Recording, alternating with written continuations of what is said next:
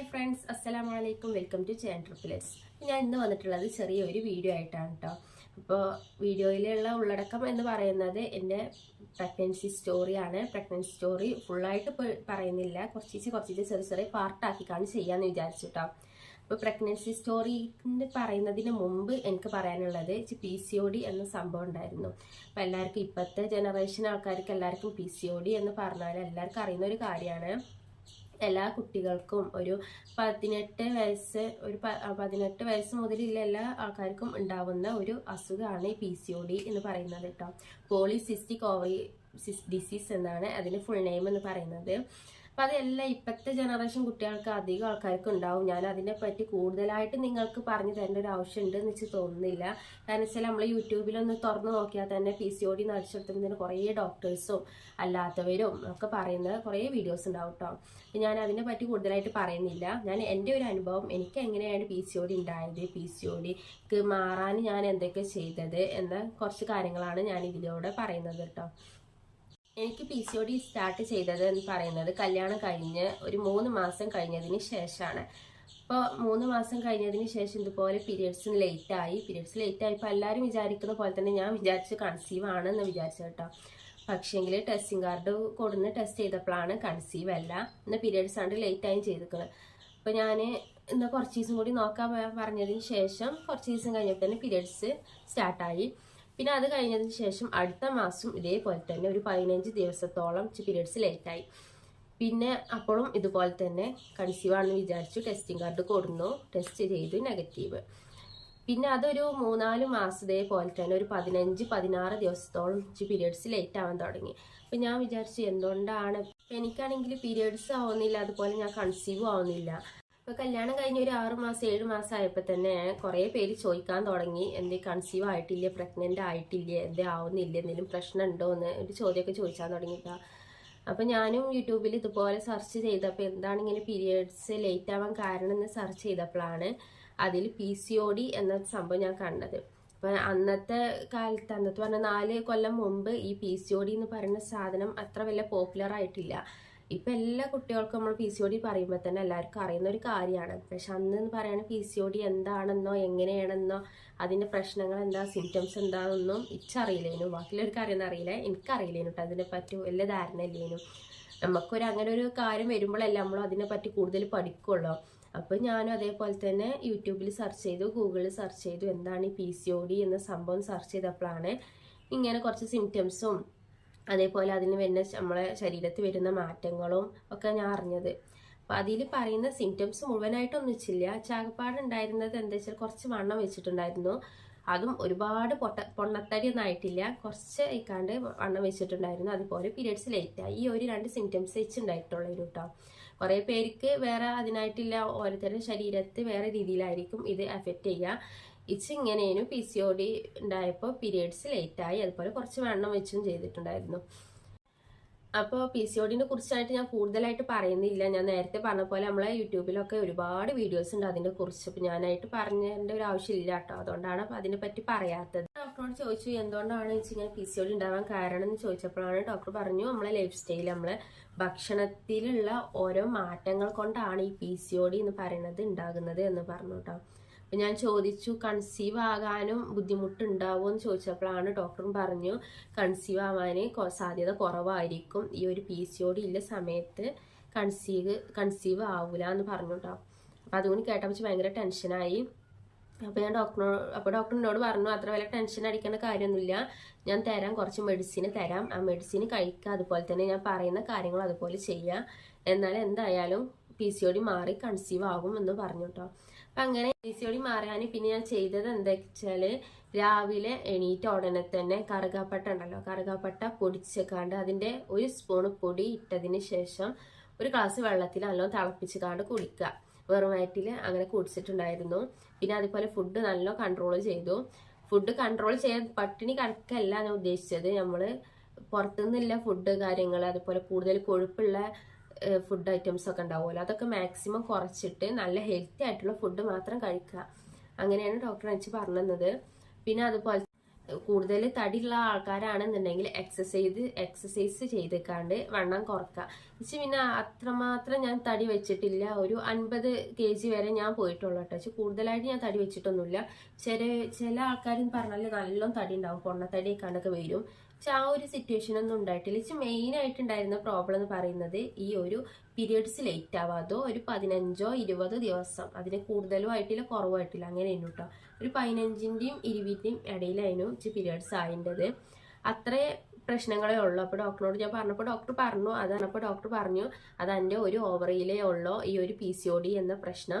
അത് ചിലവർക്ക് 2 ഓവറിയിലാകും. പിന്നെ PCOD കൂടിയാൽ PCOS ആയിക്കാണ്ട് അത് മാറാനും സാധ്യത ഉണ്ട്. അങ്ങനെ ഉണ്ടെങ്കിൽ ഭയങ്കര ക്രിട്ടിക്കലാണ്. അത് ഇപ്പോഴത്തെ കാലത്ത് ക്രിട്ടിക്കലൊന്നല്ല, പക്ഷെ അന്ന് ഡോക്ടർ എന്നോട് അങ്ങനെ പറഞ്ഞത് ഭയങ്കര ക്രിട്ടിക്കലാകും, അങ്ങനെയാണെന്നുണ്ടെങ്കിൽ കുട്ടികളൊക്കെ ഉണ്ടാവാനും ഭയങ്കര ബുദ്ധിമുട്ടേക്കരം എന്നൊക്കെ പറഞ്ഞു കേട്ടോ. അപ്പം ഞാനിതേപോലെ ഡോക്ടർ പറഞ്ഞ പോലെ തന്നെ ഞാൻ കാര്യങ്ങളൊക്കെ ചെയ്തു. ഇങ്ങനെ കറുകപ്പട്ട വെള്ളമൊക്കെ ഒന്ന് കുടിച്ചു, അതുപോലെ തന്നെ കുറച്ച് ഫുഡൊക്കെ കൺട്രോൾ ചെയ്തു. മെഡിസിനും കൃത്യമായിക്കാണ്ട് ഡോക്ടർ തന്ന 3 മാസം കൂടുമ്പോഴേ ഞാൻ മെഡിസിൻ തന്നിട്ടുണ്ടായിരുന്നത്.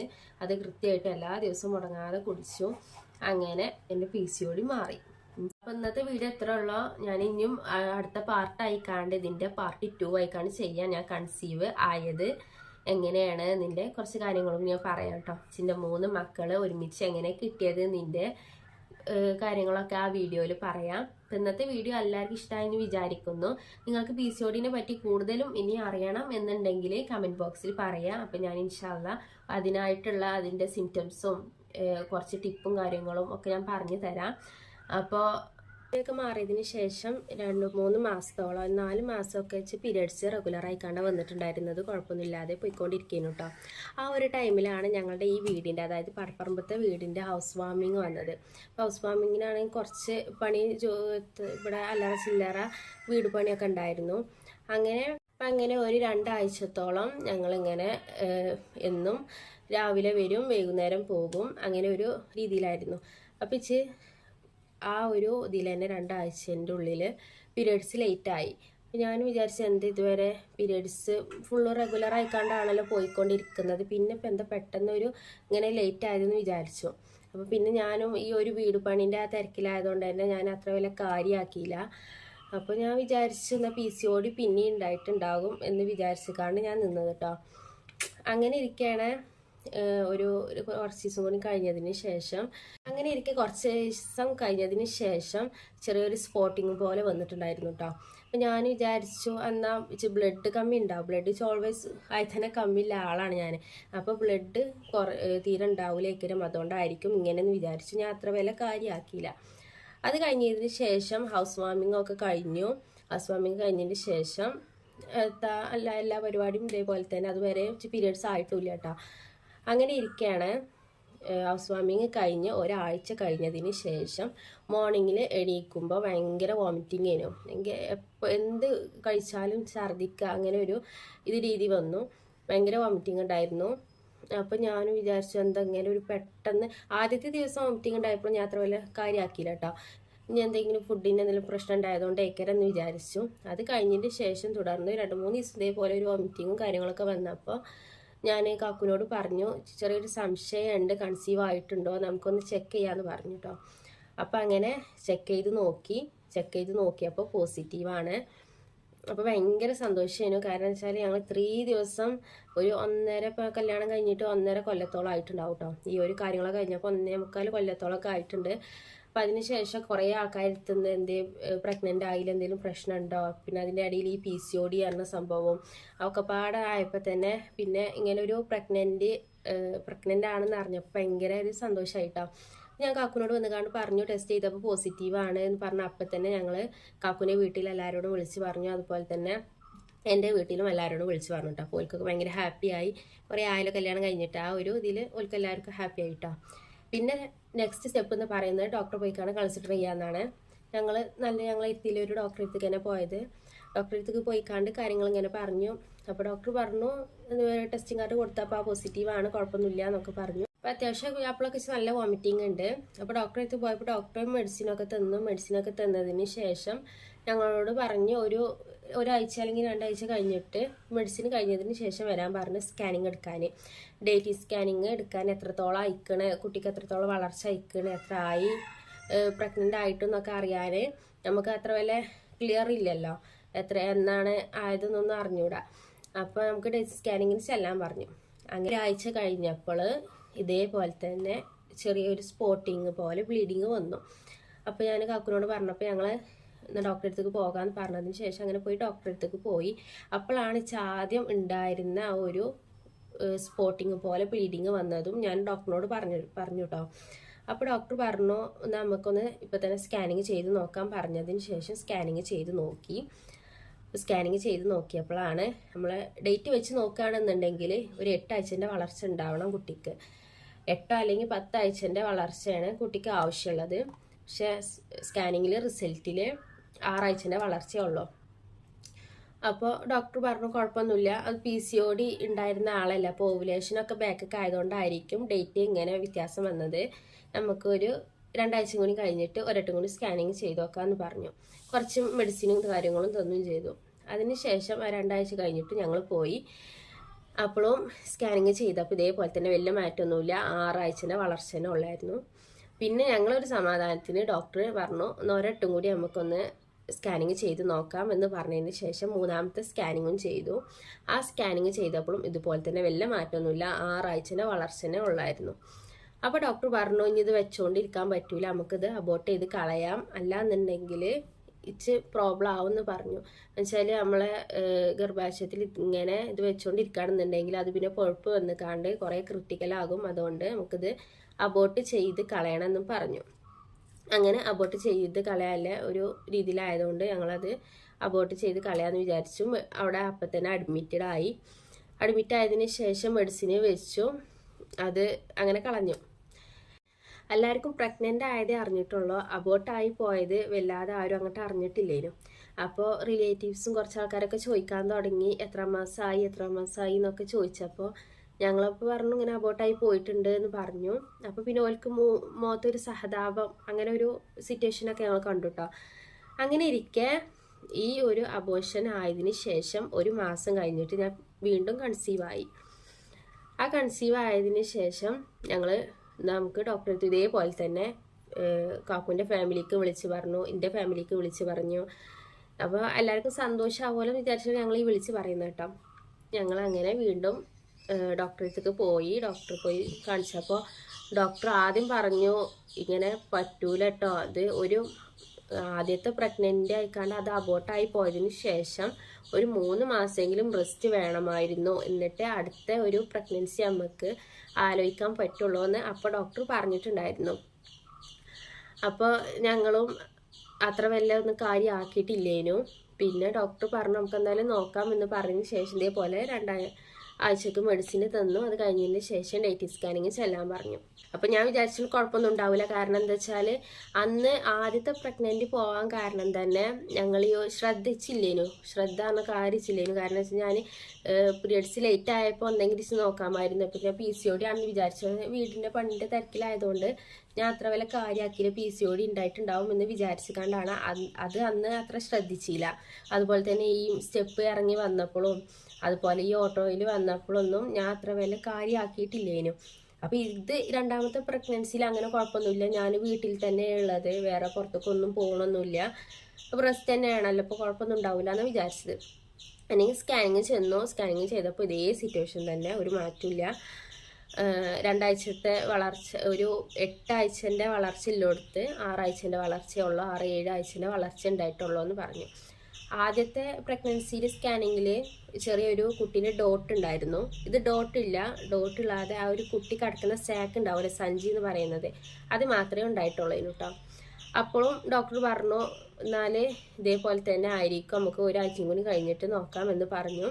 1 ആഴ്ച സ്കാനിങ് ചെയ്ത് നോക്കി. അപ്പോഴും ഇതേ സിറ്റുവേഷൻ തന്നെ, ആ സാക്ക് മാത്രമുള്ള ഒരു ഡോട്ട് പോലും അവിടെ വന്നിട്ടില്ല. അപ്പോഴും പിന്നെയും ഞങ്ങൾക്ക് ഒരു സമാധാനത്തിന് വീണ്ടും സ്കാനിങ് ചെയ്തു. അങ്ങനെ 3 സ്കാനിങ് ഇതിനും ചെയ്തു കേട്ടോ. അപ്പോൾ ഇതേപോലെ തന്നെ വല്ല മാറ്റമൊന്നും വന്നിട്ടില്ല. അപ്പോൾ ഡോക്ടർ പറഞ്ഞു ഇതും ആദ്യത്തെ പോലെ തന്നെയാണ്, വളർച്ച കമ്മിയുണ്ട് കുട്ടിക്ക്, അതുകൊണ്ട് നമുക്കിത് ഹാർട്ട് ബീറ്റ് ഒന്നും വരാത്തത് കാരണം നമുക്കിത് അബോർട്ട് ചെയ്ത് കളയണം എന്ന് പറഞ്ഞു.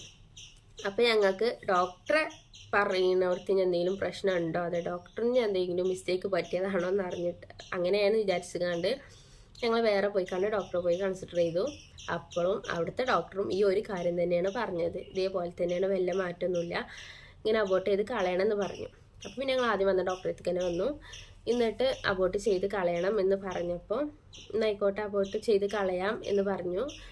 അവിടെ അഡ്മിറ്റ് ആവണോ ചോദിച്ചപ്പോൾ ഡോക്ടർ പറഞ്ഞു അഡ്മിറ്റഡ് ആവണ്ട, നിങ്ങൾക്ക് മെഡിസിന് തരാം, അവിടെ മെഡിക്കൽ ഷോപ്പിൽ പോയി ചോദിച്ചാൽ മതി, അപ്പം മെഡിസിൻ അവർ തരും, ആ മെഡിസിന് നിങ്ങൾ വീട്ടിൽ പോയി കണ്ട് നിങ്ങൾ ഇൻസൾട്ട് ചെയ്ത് വെച്ചാൽ മതി, അല്ലാതെ ഞങ്ങളെ ഒരു ആവശ്യമില്ല എന്ന് പറഞ്ഞു. അപ്പം അങ്ങനെ എന്നായിക്കോട്ടെ എന്ന് പറഞ്ഞിക്കാണ്ട് ഞങ്ങൾ എൻ്റെ വീട്ടിലേക്ക് പോയി. അവിടുന്ന് മെഡിസിൻ വെച്ചതിന് ശേഷം രാത്രി കിടക്കുമ്പോൾ വെക്കാനാണ് പറഞ്ഞത്. അങ്ങനെ രാത്രി കിടന്നതിന് ശേഷം ഞങ്ങൾ വെച്ചു. ഞാൻ കിടന്നുറങ്ങി. പക്ഷെ കിടന്നുറങ്ങാന്ന് പറയാൻ ഒരു 10 മണി ആയപ്പോഴാണ് മെഡിസിൻ വെച്ചത് കേട്ടോ. അതിന് ശേഷം ഭയങ്കര വയറുവേദന എന്ന് പറഞ്ഞാൽ സഹിക്കാൻ കഴിയാത്ത വയറുവേദന അപ്പം തന്നെ തുടങ്ങി. ഒരു 2 മണിക്കൂർ നേരം നമ്മൾ കിടന്നോടത്ത് തന്നെ കിടക്കണം എന്നാണ് അന്ന് ആ ഡോക്ടർ പറഞ്ഞത്. അതേപോലെ 2 മണിക്കൂർ നേരം ഞാൻ കിടക്കണം എന്ന് വിചാരിച്ചു, പക്ഷെ നടന്നില്ല കേട്ടോ. കാരണം വെച്ചാൽ അത്രക്കും സഹിക്കാൻ കഴിയാത്തൊരു വേദനയെന്ന് വെച്ചിട്ടുണ്ടായിരുന്നത്. അപ്പോൾ ഒരാൾക്ക് എങ്ങനെ പറഞ്ഞു തരേണ്ടതെന്ന് അറിയില്ല. ഒരാൾ അനുഭവിക്കുമ്പോഴേ നമുക്ക് അതിൻ്റെ സിറ്റുവേഷൻ പറഞ്ഞ് അവർക്ക് മനസ്സിലാവുള്ള, അല്ലാതെ ഒരാൾ പറഞ്ഞ് കേൾക്കുമ്പോൾ എത്രത്തോളം നമ്മൾ വേദന സഹിച്ചത് ആർക്കും മനസ്സിലാവില്ല കേട്ടോ. അപ്പം എന്താ വെച്ചാൽ ഇതിങ്ങനെ ഒരു സിറ്റുവേഷൻ ആരെങ്കിലും കടന്നു പോയിട്ടുണ്ട് എന്നുണ്ടെങ്കിൽ പറയാം, അപ്പോൾ അവർക്ക് മാത്രമേ മനസ്സിലാവുള്ളൂ. അപ്പോൾ അത്രയും മാത്രം നല്ല വേദന ഉണ്ടായിരുന്നു വെച്ചാൽ നല്ല വേദന ഉണ്ടായിരുന്നു. അപ്പോൾ ചേച്ചി എന്നെ കൊണ്ട് കിടക്കാൻ കഴിയില്ല എന്ന് തോന്നിയതോടെ അങ്ങനെ 11:30 ശേഷം മാക്സിമം 11:30 വരെ കുടിച്ച് വെച്ചതിന് ശേഷം ഞങ്ങൾ ടോയ്ലറ്റിലേക്ക് പോയി. ടോയ്ലറ്റ് പോയതിന് ശേഷം എന്താ സംഭവിച്ചത് എന്ന് ഇപ്പോൾ ഓർക്കുമ്പോൾ കയ്യും കാലും വറക്കാണ്. കാരണം വെച്ചാൽ അത്രക്കും ബ്ലീഡിങ് ആയിരുന്നു. ബാത്റൂമൊക്കെ പോയതേ ചോർമുള്ള അമ്മാതിരി ബ്ലീഡിങ് എന്ന് പറയുക എത്രത്തോളം ഉണ്ട് നിങ്ങൾക്ക് ആർക്കും പറഞ്ഞുതരാൻ കഴിയൂല. കാരണം വെച്ചാൽ ഞാൻ പറഞ്ഞല്ലോ, നമ്മളങ്ങനെ ഒരു സിറ്റുവേഷനിൽ വരുമ്പോൾ മാത്രമേ അത് മനസ്സിലാകുള്ളൂ. അമ്മാതിരി ബ്ലീഡിങ് പറഞ്ഞാൽ നല്ല ബ്ലീഡിങ് ഉണ്ടായിരുന്നു. എനിക്ക് നടക്കാൻ പോയിട്ടൊന്ന് എണീക്കാൻ പോലും പറ്റാത്തൊരു അവസ്ഥയിലായിരുന്നു ബ്ലീഡിങ് പൊയ്ക്കൊണ്ടിരിക്കുകയും. അപ്പോൾ ഓവർ ബ്ലീഡിങ് ആദ്യമൊന്നും അത്ര വലിയ ബ്ലീഡിങ് ഇല്ലാത്തത് കാരണം എൻ്റെ അമ്മ പറഞ്ഞു കുഴപ്പമൊന്നും ഉണ്ടാവില്ല എന്ന് പറഞ്ഞു കേട്ടോ. അതിന് ശേഷം ഓവർ ബ്ലീഡിങ് ആയപ്പോൾ വീട്ടുകാരും എല്ലാവരും ടെൻഷനായി. ഞങ്ങൾക്ക് അപ്പം തന്നെ രാത്രി അതിൻ്റെ ഉള്ളിൽ 2 മണി മുതൽ ഞാൻ ഈ 11:30 ടോയ്ലറ്റിലേക്ക് പോയതിന് ശേഷം അതിൻ്റെ ഉള്ളിൽ നിന്ന് വരുന്നത് രാത്രി 2 മണിക്കാണ് കേട്ടോ. അതുവരെ ഇത് പൊക്കോണ്ടിരിക്കുക, എന്താ കാട്ട നീക്കാൻ കഴിയണില്ല. നീച്ചാൽ ഇതിങ്ങനെ പൊക്കോണ്ടിരിക്കുകയാണ്. നമുക്ക് എന്താ ചെയ്യേണ്ട അറിയില്ലല്ലോ. അപ്പോൾ ഞാൻ ഇങ്ങനെ എൻ്റെ ഉമ്മാനെ വിളിച്ചപ്പോൾ ഉമ്മാനോട് കാര്യങ്ങൾ പറഞ്ഞു. അങ്ങനെ നമുക്ക് അപ്പം തന്നെ തലമിന്നലും ഇങ്ങനെ ഭയങ്കര ഇതൊക്കെ ആയി, ബ്ലഡ് ഇങ്ങനെ പൊക്കോണ്ടിരിക്കല്ലേ. അപ്പം അതുകൊണ്ട് കൂടി തലമിന്നലും കാര്യങ്ങളൊക്കെ വന്നപ്പോൾ ഞാൻ ഉമ്മാനോട് പറഞ്ഞപ്പോൾ ഉമ്മ കുറച്ച് കഞ്ഞിവെള്ളവും കാര്യങ്ങളൊക്കെ തിന്നു. എന്നിട്ട് നമുക്ക് ഡോക്ടറെ അടുത്തേക്ക് പോകാമെന്ന് പറഞ്ഞിക്കാണ്ട് അപ്പം തന്നെ അവിടെ ഇരുത്തത്തൊരു ആളെ വണ്ടിയിൽ ഞങ്ങൾ പോന്നു. ഡോക്ടറെ അടുത്ത് പോയതിന് ശേഷം ഞങ്ങൾ ഈ ഡോക്ടറെ കാണിച്ചിരുന്ന ഒരു ക്ലിനിക്കിലേനു. ആ ക്ലിനിക്കത്തെ ഡോക്ടറെ അടുത്തേക്ക് പോയപ്പോൾ അവിടെ പറഞ്ഞു രാത്രി ആയതുകൊണ്ട് ഡോക്ടർ ഇല്ല, അതുകൊണ്ട് നിങ്ങൾ ഒരു ഹോസ്പിറ്റലിലേക്ക് പോകുന്നതായിരിക്കും നല്ലത് എന്ന് പറഞ്ഞു. അങ്ങനെ ഹോസ്പിറ്റലിലേക്ക് സമയത്തൊക്കെ ഇവലിനെ താങ്ങി പിടിച്ച് പോകട്ടെ, അല്ലാതെ ചിരിച്ച് നടക്കാൻ പറ്റുന്ന ഒരു അവസ്ഥയിലല്ലായിരുന്നു അന്ന് ഞാൻ. ഭയങ്കര ശരീരം മുഴുവനും ഈ ബ്ലഡ് പൊക്കോണ്ടിരിക്കുന്ന സമയമായതുകൊണ്ട് തന്നെ കുഴഞ്ഞ് പോയിക്കാണ്ട് ഞാൻ ഒരാളിങ്ങനെ താങ്ങണം, അങ്ങനെ വെച്ച് നടക്കാൻ കഴിയുള്ളതിന്. അപ്പോൾ അങ്ങനെ ഞങ്ങൾ ആ ഡോക്ടർ പറഞ്ഞ കാരണം ഞങ്ങൾ ഈ ഡോക്ടറിൻ്റെ തന്നെ വേറെ ഹോസ്പിറ്റലിലേക്ക് പോയി. അപ്പോൾ അപ്പോഴും രാത്രിയല്ലേ, അപ്പോൾ ഡ്യൂട്ടി ഡോക്ടേഴ്സ് ഉള്ളൂ, അല്ലാതെ ഡോക്ടർ വന്നിട്ടില്ല, ഇനി നാളെ വന്നിട്ട് വേണം കുട്ടീനെ കാണാൻ പറ്റുള്ളൂ എന്നൊക്കെ പറഞ്ഞത്. അപ്പം എന്നാലും ഈ തൽക്കാലത്തിന് ഈ ബ്ലീഡിങ് നിൽക്കാനുള്ള മെഡിസിന് നമുക്ക് ഇഞ്ചെക്റ്റ് ചെയ്ത് വെക്കാം, എന്നിട്ട് നാളെ ഡോക്ടർ വന്നതിന് ശേഷം ഡോക്ടർ പറയട്ടോ എന്ന് പറഞ്ഞു. അങ്ങനെ ഡോക്ടർ വന്നു, ബ്ലഡ് നിൽക്കാനുള്ള ഇഞ്ചെക്ഷന് വെച്ചു കേട്ടോ. അതിനുശേഷം രാവിലെ മോർണിംഗിന് ഡോക്ടർ വന്നു. ഡോക്ടറിനോട് കാര്യങ്ങളൊക്കെ പറഞ്ഞു, ഇങ്ങനെയാണ് ബ്ലീഡിങ് പോയിക്കൊണ്ടിരിക്കുന്നു എന്നൊക്കെ പറഞ്ഞു. അപ്പോൾ ഡോക്ടർ എന്നാൽ നമുക്ക് അടുത്തുനിന്ന് അബോർഷന് ചെയ്ത് കളയണം നോക്കണമല്ലോ, എത്രത്തോളം ഉണ്ട് എന്ന് അറിയില്ലല്ലോ ഇനി ബാക്കിയുള്ളത്. അപ്പോൾ സ്കാനിങ് ചെയ്യാൻ പറഞ്ഞു. അങ്ങനെ സ്കാനിങ് ചെയ്ത് നോക്കിയപ്പോൾ 3/4 ഇനിയും ഉണ്ട് എന്ന് പറഞ്ഞു. അപ്പോൾ ഡോക്ടർ പറഞ്ഞു എന്നാലും ഇനി മെഡിസിൻ വെച്ചിക്കാണ്ട് പോകും എന്ന് തോന്നുന്നില്ല, നമുക്ക് DNC ചെയ്യേണ്ടി വരും, അല്ലാന്നുണ്ടെങ്കിൽ ബുദ്ധിമുട്ടായിരിക്കും എന്ന് പറഞ്ഞു കേട്ടോ. അങ്ങനെ ഞങ്ങൾ എന്നാൽ DNC ചെയ്യാം എന്ന് പറഞ്ഞതിന് ശേഷം ഡ്രസ്സും കാര്യങ്ങളൊക്കെ വാങ്ങി ഓപ്പറേഷൻ തിയേറ്ററിലേക്ക് പോയി DNC ചെയ്യാൻ. അങ്ങനെ ഡോക്ടർ DNC ചെയ്തു എന്ന് ഞങ്ങളോട് പറഞ്ഞു. DNC ചെയ്തല്ലോ, ഒക്കെ ക്ലിയർ ആയി. ഒരു 2 ദിവസം അവിടെ അഡ്മിറ്റഡ് ആയിക്കാണ്ട് ഡിസ്ചാർജ് ചെയ്ത് പോന്നു. ഡിസ്ചാർജ് ചെയ്ത് പോന്നപ്പോൾ ഡോക്ടർ ഞങ്ങളോട് പറഞ്ഞു, ഇനി ചെറിയ ബ്ലീഡിങ് ഉണ്ടാവും, ആ ബ്ലീഡിങ് നിന്നതിന് ശേഷം ഒന്നും കൂടി വന്ന് സ്കാനിങ് ചെയ്യണം കേട്ടോ എന്ന് പറഞ്ഞു. അങ്ങനെ ഒരാഴ്ച കഴിഞ്ഞതിന് ശേഷം ബ്ലീഡിങ് ഒക്കെ നിന്നു. ഒരാഴ്ച കഴിഞ്ഞതിന് ശേഷം സ്കാനിങ് പോയി ചെയ്തു. അപ്പോൾ സ്കാനിങ് ചെയ്തപ്പോൾ അപ്പോൾ ഞങ്ങൾ സ്കാനിങ് സെൻറ്ററിലേക്ക് പോയപ്പോൾ അവിടുത്തെ ഡോക്ടർ ചോദിച്ചു, ഇത് എന്തിനാണ് ഈ സ്കാനിങ് എന്തിനാണ് ഇപ്പോൾ ചെയ്യുന്നത് എന്ന് ചോദിച്ചു. അപ്പോൾ ഞാൻ പറഞ്ഞു DNC ചെയ്തിട്ടുണ്ടായിരുന്നു, അപ്പോൾ മുഴുവനായിട്ട് പോയിക്കണോ ഇല്ലയെന്ന് അറിയാനാണ് ഈ ഒരു സ്കാനിങ് ചെയ്യണത് എന്ന് പറഞ്ഞു. അപ്പോൾ നമുക്ക് അത്ര വല്ല അറിയില്ലല്ലോ ഇതിനെ പറ്റിയൊന്നും കൂടുതലായിട്ട് അറിയാത്തതുകൊണ്ട് തന്നെ ഡോക്ടർ പറഞ്ഞു DNC ചെയ്തിക്കണമെന്നുണ്ടെങ്കിൽ മുഴുവനായിട്ട് പോയിട്ടുണ്ടാകും, അപ്പോൾ ഈ ഒരു സ്കാനിങ്ങിന് ആവശ്യം തന്നെ അവിടെ ഇല്ലയെന്ന് പറഞ്ഞു. അപ്പോൾ ഞങ്ങൾക്ക് എന്തോ ഒരു പന്തികേടില്ല പോലെ തോന്നി. അപ്പോൾ എന്തായാലും സ്കാനിങ് ചെയ്ത് നോക്കാൻ പറഞ്ഞതിന് ശേഷം ഡോക്ടർ സ്കാനിങ് ചെയ്തു. സ്കാനിങ് ചെയ്തപ്പോൾ ഡോക്ടർ പറഞ്ഞു ഞങ്ങളോട് ഇതേപോലെ തന്നെ ഉണ്ട്, അര ഭാഗത്തോളം ഇനിയും ഉണ്ട്, ആകെ ഒരു 50% പോയിട്ടുള്ള ഇനിയും 50% പോകാനുണ്ട് എന്ന് പറഞ്ഞു. അപ്പോൾ ഡോക്ടർ പറഞ്ഞു എന്നോട്, നിങ്ങൾക്ക് DNC ചെയ്തിട്ടുണ്ടാവില്ല, DNC ചെയ്തിക്കണമെന്നുണ്ടെങ്കിൽ ഒരിക്കലും ഇങ്ങനെ ആകൂല എന്ന് പറഞ്ഞു കേട്ടോ. പക്ഷെ നമ്മളോട് അവിടുത്തെ ഡോക്ടർ പറഞ്ഞത് DNC ചെയ്തിക്കണമെന്നാണ് പറഞ്ഞത്. അങ്ങനെ ഞങ്ങൾ ഈ ഒരു റിസൾട്ടും കൊണ്ട് എന്നെ നോക്കിയിരുന്ന എന്നെ DNC ചെയ്ത ആ ഡോക്ടറേക്ക് പോയി. അപ്പോൾ റിസൾട്ട് നോക്കിയപ്പോൾ ഡോക്ടർ പറഞ്ഞു, ഞാൻ ചോദിച്ചപ്പോൾ നിങ്ങൾക്ക് DNC ചെയ്തിട്ടില്ലെന്ന് ചോദിച്ചു. അപ്പോൾ എന്നോട് പറഞ്ഞു എൻ്റെ യൂട്രസ് വളഞ്ഞിട്ടായതുകൊണ്ട് ചെയ്യാൻ പറ്റിയില്ല, മഞ്ചേരിക്കോ വേറെ എഴുതെങ്കിലും ഹോസ്പിറ്റലിലേക്ക് പോകേണ്ടി വരും, ക്യാമറ വെച്ചിക്കാണ്ട് അങ്ങനെയൊക്കെ ചെയ്യേണ്ടി വരും എന്നാണ് അന്ന് ഞങ്ങളോട് ഡോക്ടർ പറഞ്ഞത്. അപ്പം അങ്ങനെയൊക്കെ പറഞ്ഞപ്പോൾ തന്നെ ഞങ്ങൾക്ക് ആകെ ടെൻഷനായി, ഇനി എന്താ ചെയ്യാന്നൊന്നും അറിഞ്ഞൂടാ. അപ്പോൾ ഞങ്ങൾ എന്നാൽ ആ ഡോക്ടർ പറയണ അത്ര വില, പിന്നെ എനിക്ക് നല്ല പെയിൻ ആയതുകൊണ്ടാണ് ഞാൻ ചെയ്യാഞ്ഞത് എന്ന് പറഞ്ഞു. അപ്പോൾ ഞങ്ങൾ ചോദിച്ചെന്നാൽ DNC ചെയ്തിട്ടില്ല എന്ന് പറഞ്ഞാൽ പോരേനോ എന്ന് ചോദിച്ചു. അപ്പോൾ ഡോക്ടർ പറഞ്ഞു DNC ചെയ്തിട്ടുണ്ട്, പക്ഷേ DNC ചെയ്തത് മുഴുവനാക്കാൻ എന്നെ കൊണ്ട് കഴിഞ്ഞില്ല എന്ന് പറഞ്ഞു ആ ഡോക്ടർ കേട്ടോ. അപ്പോൾ ഞങ്ങൾ അവിടുന്ന് പോന്നു.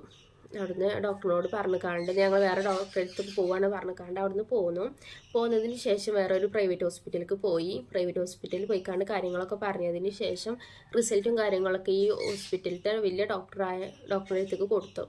അപ്പോൾ അവിടുത്തെ ഡോക്ടർ പറഞ്ഞു, ഒരു വട്ടം DNC ചെയ്തുകൊണ്ട് നമുക്ക് ഇനി DNC എന്നൊരു ഓപ്ഷന് ചെയ്യാൻ പറ്റൂല, അങ്ങനെ എന്തെങ്കിലും പ്രശ്നങ്ങളൊക്കെ ഉണ്ടാവും, അങ്ങനെ ആയി ഞങ്ങൾക്കാണ് അത് ബുദ്ധിമുട്ട് വരിക എന്ന് പറഞ്ഞു അവിടുത്തെ വലിയ ഡോക്ടർമാരും എല്ലാ ഡോക്ടർമാരും കൂടിക്കാണ്ട് ആലോചിച്ചതിന് ശേഷം കേട്ടോ. അപ്പം അങ്ങനെ പ്രൈവറ്റ് ഹോസ്പിറ്റലിലത്തെ ആൾക്കാരും ഞങ്ങളോട് ഇങ്ങനെ DNC ചെയ്യാൻ പറ്റൂല എന്ന് പറഞ്ഞതുകൊണ്ട് ഞങ്ങൾക്ക് എന്താ പിന്നെ ചെയ്യേണ്ടതെന്നൊരു പിടുത്തുണ്ടായിട്ടില്ലേനു. അങ്ങനെ ഞങ്ങളെല്ലാവരും ഭയങ്കര ടെൻഷനിൽ നിൽക്കുന്ന സമയത്താണ് എൻ്റെ കാക്കുവിൻ്റെ ഫ്രണ്ട് ഒരാൾ ഞങ്ങളോട് ഇവിടെ ഒരു മഞ്ചേരിയിൽ ഒരു ഹോസ്പിറ്റലുണ്ട്, അവിടെ പോയിക്കാണ്ട് നമുക്ക് നോക്കാം, അവിടെ ഒരു പറയുന്ന എമൗണ്ട് കൊടുക്കേണ്ടി വരും, പക്ഷെ DNC ചെയ്ത് തരും എന്ന് പറഞ്ഞു. നമുക്ക് DNC ചെയ്യൽ അല്ലാതെ വേറെ നിവർത്തിയില്ല, കാരണം വെച്ചാൽ അത് വെച്ചുകൊണ്ടിരിക്കുന്ന സമയത്തോളം ഇന്നെയാണ് അത് ബാധിക്കുക, അതുകൊണ്ട് DNC ചെയ്യണം, നിർബന്ധമുള്ള കാര്യം ആയതുകൊണ്ട് തന്നെ ഞങ്ങൾ അവിടേക്ക് പോയി. അവിടെ പോയതിന് ശേഷം ആ ഡോക്ടറിനോട് കാര്യങ്ങളൊക്കെ പറഞ്ഞു, ഇങ്ങനെയൊക്കെയാണെന്നൊക്കെ പറഞ്ഞപ്പോൾ ഡോക്ടർ പറഞ്ഞു ഞാൻ ചെയ്തു തരാം, എനിക്ക് കുഴപ്പമൊന്നുമില്ല, ഞാൻ ചെയ്തു തരാം. അപ്പോൾ ഞാൻ ചോദിച്ചു വേറെ എന്തെങ്കിലും പ്രശ്നമാവോ ചോദിച്ചപ്പോൾ ഡോക്ടർ പറഞ്ഞു അങ്ങനെ ഒരു കുഴപ്പമൊന്നും ഉണ്ടാവില്ല, നിങ്ങൾ പേടിക്കാതെ വരുമെന്ന് പറഞ്ഞതിന് ശേഷം ഡോക്ടറെ അടുത്ത് പോയി എമൗണ്ടൊക്കെ കൊടുത്തതിന് ശേഷം അങ്ങനെ DNC ചെയ്തു. DNC ചെയ്തതിന് ശേഷം തന്നെ അന്ന് വൈകുന്നേരം തന്നെ ഞങ്ങൾ വീട്ടിലേക്ക് തിരിച്ചു പോകുകയും ചെയ്തു കേട്ടോ. കുറച്ച് ദിവസം റെസ്റ്റൊക്കെ ഉണ്ടായിരുന്നു. അങ്ങനെ ഒരു 6 മാസത്തോളം ഡോക്ടർ ഞങ്ങളോട് റെസ്റ്റ് ചെയ്യാൻ പറഞ്ഞു. 6 മാസത്തിനുള്ളിൽ അപ്പോൾ ഞങ്ങൾ ഇനി വേറെ എന്തെങ്കിലും ഇഷ്യൂ കാര്യങ്ങളുണ്ടോ എന്ന് അറിയില്ലല്ലോ, കാരണം വെച്ചാൽ 2 ഇട്ടതുപോലെ വളർച്ച കമ്മിയാണെന്ന് പറഞ്ഞിക്കാണ്ട് അപ്പോഷനായി പോയതാണ്. അപ്പോൾ അതുകൊണ്ട് ഇനിയും അങ്ങനെ ഒരു സിറ്റുവേഷൻ ഇല്ലാതിരിക്കാൻ ഡോക്ടറെ പോയിക്കാണ്ട് ഫുള്ളും ചെക്ക് ചെയ്ത് നോക്കാമെന്ന് ഞങ്ങൾ വിചാരിച്ചു കേട്ടോ. അപ്പം അങ്ങനെ ഒരു 5 മാസം റെസ്റ്റ് കഴിയുന്നതിന് മുമ്പ് തന്നെ ഒരു 6 മാസത്തെ റെസ്റ്റാണ് പറഞ്ഞിട്ടുണ്ടായിരുന്നത്. ഒരു 5 മാസം ആയപ്പോൾ തന്നെ ഞങ്ങളിവിടെ ഇരുത്തത്തിൽ ഒരു വഹാബ് ഡോക്ടർ ഉണ്ട്, വളാഞ്ചേരിയിലാണ് കേട്ടോ. ഒരു ക്ലിനിക്കുണ്ട്, വളാഞ്ചേരിയിൽ ഒരു ക്ലിനിക്കുണ്ട്, അവിടുത്തെ ഡോക്ടറാണ്. എൻ്റെ ജീവിതം മാറ്റിയ ഒരു ഡോക്ടറാണ് കേട്ടോ.